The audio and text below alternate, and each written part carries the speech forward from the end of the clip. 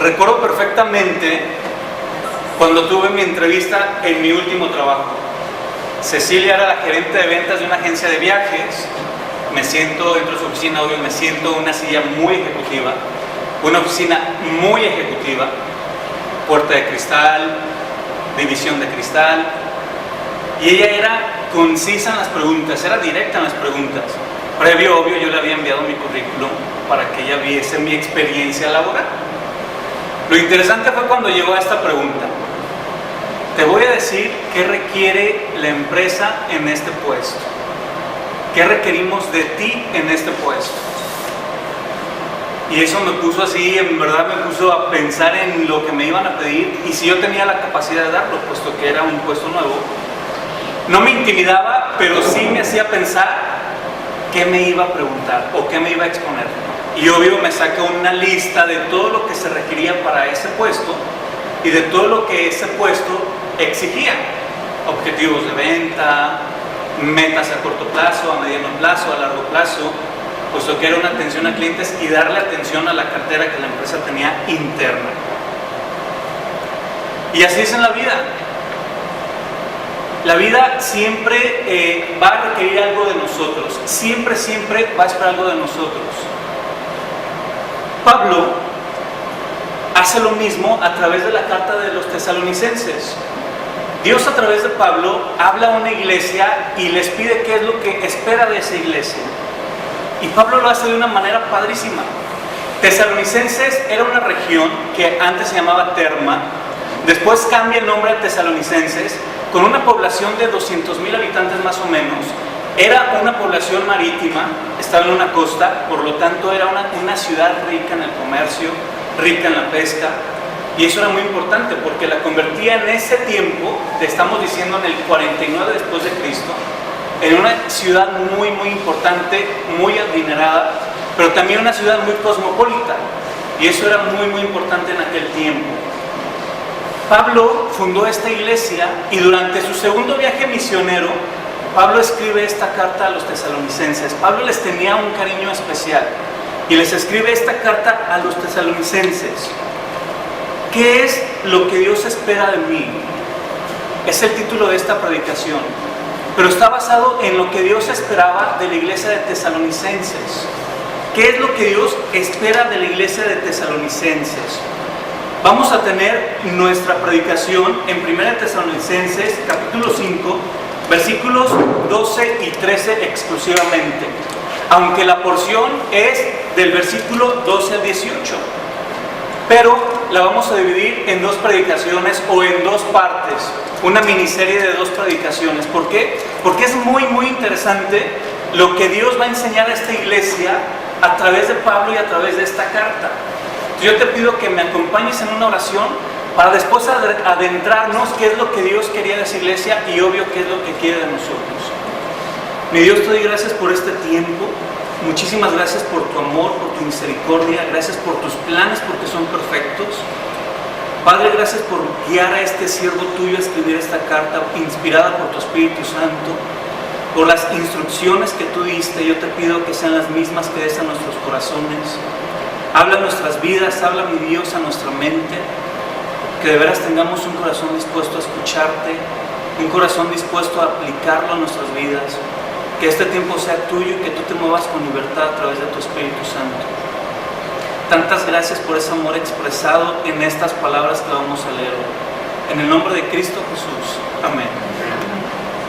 La porción dice: amados hermanos, honren a sus líderes en la obra del Señor. Ellos trabajan arduamente entre ustedes y les dan orientación espiritual. Ténganles mucho respeto y de todo corazón demuestren el amor por la obra que realizan. Y vivan en paz unos con otros. Hermanos, les rogamos que amonesten a los perezosos, alienten a los tímidos, cuiden con ternura a los débiles, sean pacientes con todos, asegúrense de que ninguno pague mal por mal, más bien siempre traten de hacer el bien entre ustedes y a todos los demás. Estén siempre alegres, nunca dejen de orar, sean agradecidos en toda circunstancia, pues esta es la voluntad de Dios para ustedes, los que pertenecen a Cristo Jesús. Y aquí es muy interesante lo que vamos a ver. es qué pide Dios para la iglesia de Tesalonicenses en dos áreas muy importantes: hacia sus líderes y pastores y hacia su propia vida en el día al día. El día de hoy nos vamos a enfocar al primer punto exclusivamente. ¿Qué es lo que Dios pide de mí hacia mis líderes y mis pastores? ¿Qué es lo que Dios pedía a la iglesia de Tesalonicenses respecto a sus líderes y sus pastores? Y esto lo vamos a ver exclusivamente en el versículo 12 y 13. Amados hermanos, honren a sus líderes en la obra del Señor. Ellos trabajan arduamente entre ustedes y les dan orientación espiritual. Ténganles mucho respeto y de todo corazón demuéstrenle amor por la obra que realizan y vivan en paz unos con otros. El versículo 18, la segunda parte, termina diciendo: pues esta es la voluntad de Dios para ustedes, los que pertenecen a Cristo Jesús. Esta palabra pues viene a aterrizar algo muy importante. Nos viene a concluir lo que Dios realmente está esperando de estos congregantes de Tesalonicenses, de esta iglesia. ¿Y qué es lo que Dios espera? Dios está mostrando su voluntad expresada de los versículos 12 hasta el 17, parte del 18 también. Pues esta es la voluntad de Dios para ustedes, los que pertenecen a Cristo Jesús. Y vamos a ver cuatro mandatos, por decirlo de alguna manera, o cuatro imperativos que Dios le revela a Pablo para que se los dé a los tesalonicenses. Y es muy práctico. Esta carta, al menos esta parte, es muy práctica y muy aplicable en la iglesia. Así es de que nos va a enriquecer demasiado. Vamos al primero. Respecto a mis pastores y líderes, hay algo bastante interesante en esto. Pablo le va a hablar a la iglesia en general. Y curiosamente ahora no le va a hablar a los líderes, ni al pastor, ni a sus líderes. Los va a dejar, por un momento los va a dejar de lado. Porque siempre es como al pastor instruye, cuida, guía. Y nosotros pensamos que todo recae en la responsabilidad del pastor. Pero ¿sabes qué? Aquí está lo interesante. Ahora Pablo va a hablar a la iglesia directamente y les va a mostrar 4 acciones importantes para ejercer dentro de la misma iglesia. No en ellos mismos, sino hacia sus líderes, hacia sus pastores. Que eso es lo interesante. La primera de ellas, hay que estimarlos y valorarlos. Lo expresa de la siguiente manera en el versículo 12. Amados hermanos, honren a sus líderes en la obra del Señor. Honrar es expresión de admiración y estima. Mira, Pablo les está diciendo: honren, tengan en admiración y estima a sus pastores. Admírenlos y estímenlos. ¿De qué manera? En la obra del Señor. Admírenlos y hónrenlos y estímenlos en la obra que ellos hacen, en el ministerio que ellos tienen. Es algo muy interesante porque esas 4 acciones, aunque la va a realizar la iglesia, nosotros como iglesia, en este caso la iba a realizar los tesalonicenses como iglesia, se van a enfocar en los líderes, en el pastor, pero en cómo ellos se desenvuelven en su ministerio. Y la verdad que esto está impresionante. ¿Por qué? Porque Pablo está hablando como pastor, como misionero, como cuidando a esa iglesia que había fundado, porque aparte de tesalonicenses, era una iglesia muy obediente. Era una iglesia que Pablo estimaba, no porque no estimara a las demás, sino porque verdaderamente Pablo atendía o les daba instrucciones y ellos las atendían inmediato. Y Pablo tenía, por ser parte de su primera iglesia fundada o la primera iglesia, les tenía un cariño y lo demostraba. Entonces les dice: amados hermanos, honren a sus líderes en la obra del Señor. Ténganles admiración y estima en la obra que ellos realizan. ¿Qué obra realizarían? Pensemos un poco. ¿Qué obras realizarían en aquellos tiempos? Recuerden la fecha 49 aproximadamente después de Cristo, donde no teníamos estos avances, donde no teníamos la tecnología que tenemos, donde la iglesia no era como la vemos ahorita. El rol de vida posiblemente y seguramente no era el mismo de hoy.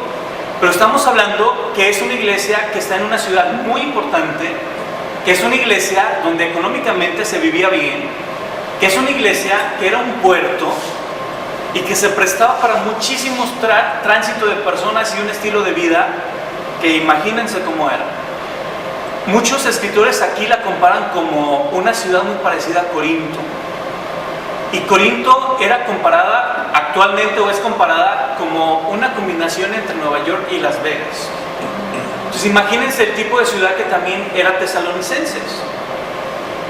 ¿Cómo sería el ministerio de estos líderes en ese momento? Por supuesto que era retador. Y aún más por la persecución que se vivía en ese momento sobre los cristianos o los que habían creído en Jesucristo. Todo estaba reciente.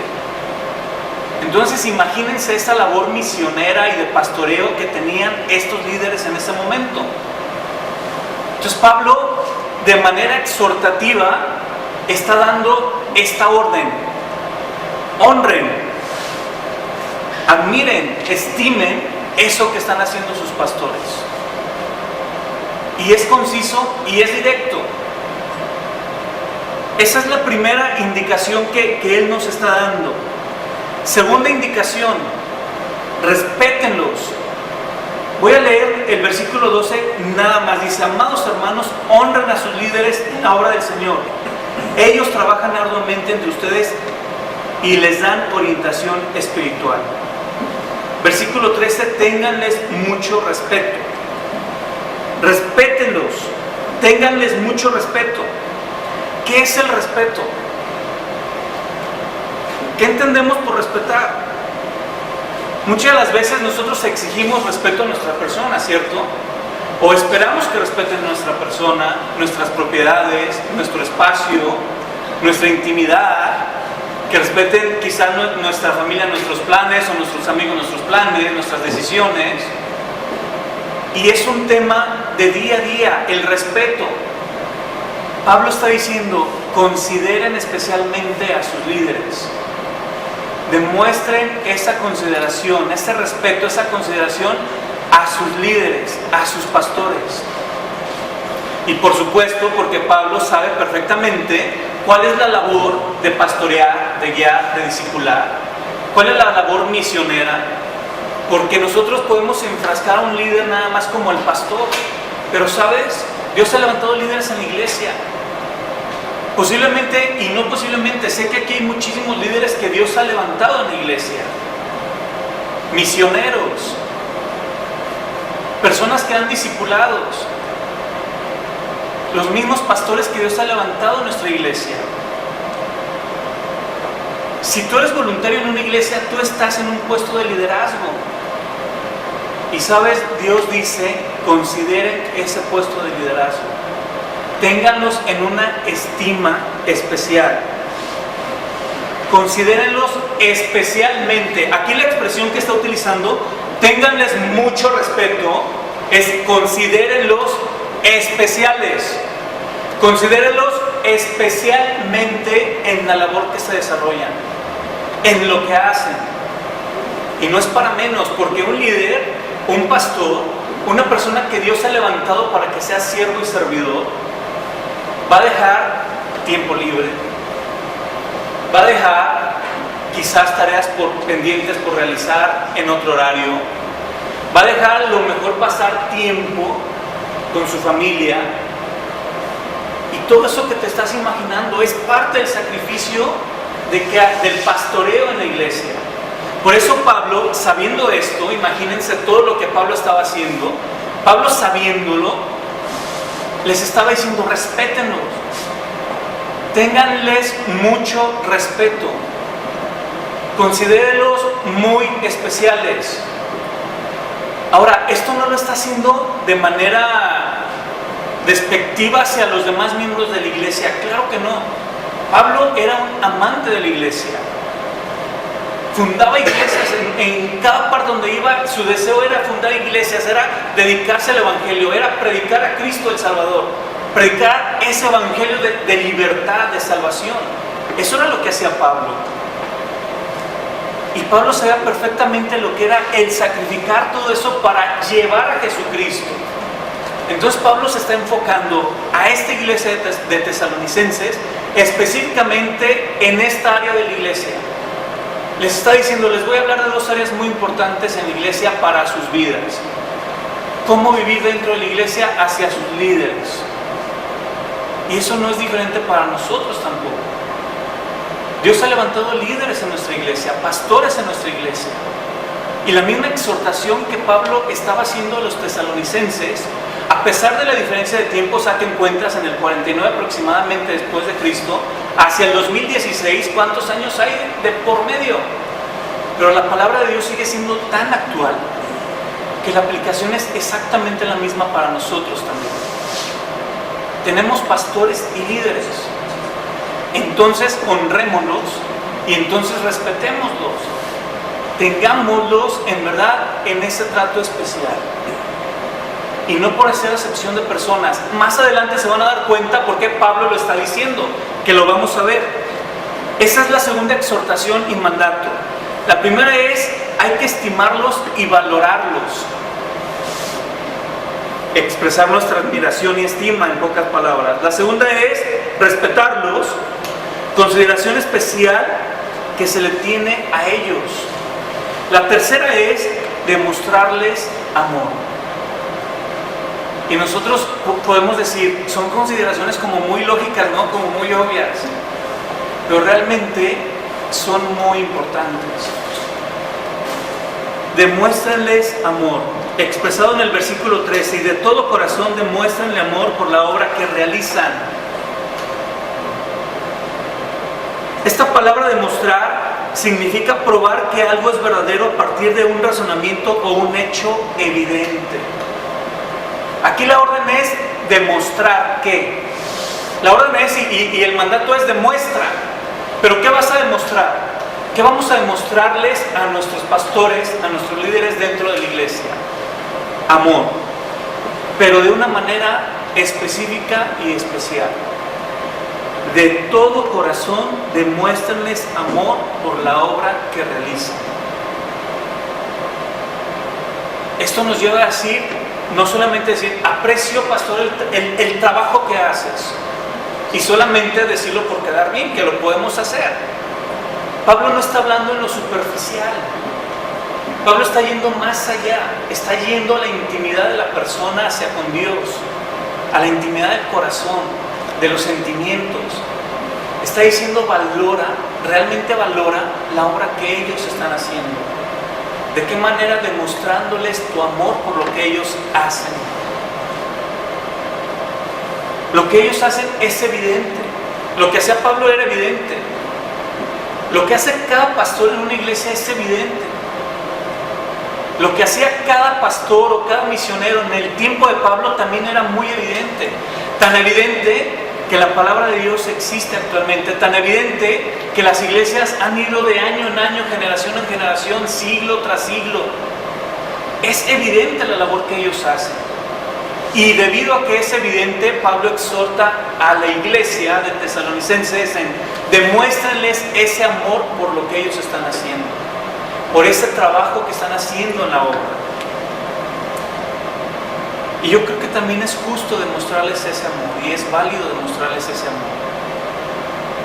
Porque voy a lo que les mencionaba antes.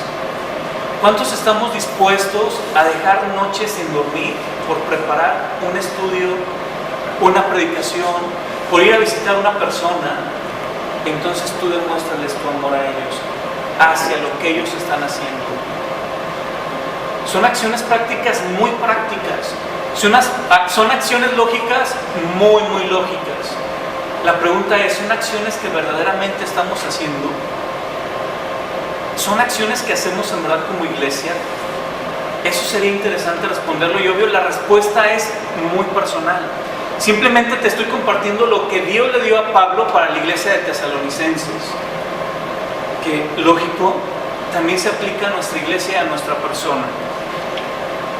Vamos con la siguiente recomendación, exhortación o mandato. Yo le llamo el siguiente imperativo: vivir en armonía unos con otros. Y aquí quiero hacer una observación. Los 3 anteriores eran acciones de nosotros hacia nuestros líderes, ¿cierto? La primera de ellas era, hay que demostrarles, estimarlos y valorarlos. La segunda es respetarlos. La tercera es demostrarles amor. Pero esta cuarta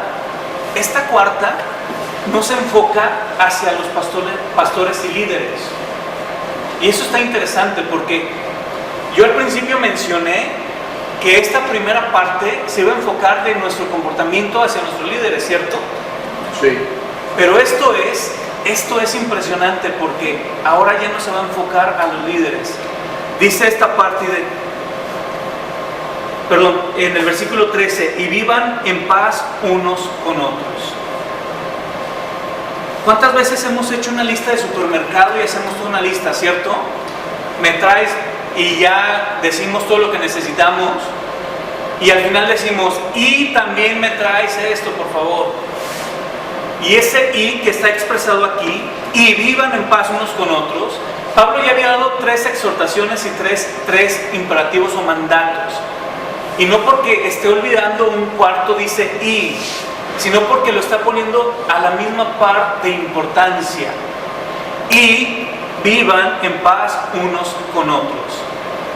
Qué importante es vivir en paz unos con otros, y les voy a decir por qué. Para comprender un poco esto, la palabra paz significa lo siguiente. Se refiere a la tranquilidad mental de una persona o sociedad. Es la ausencia de iniquidad, violencia o guerra.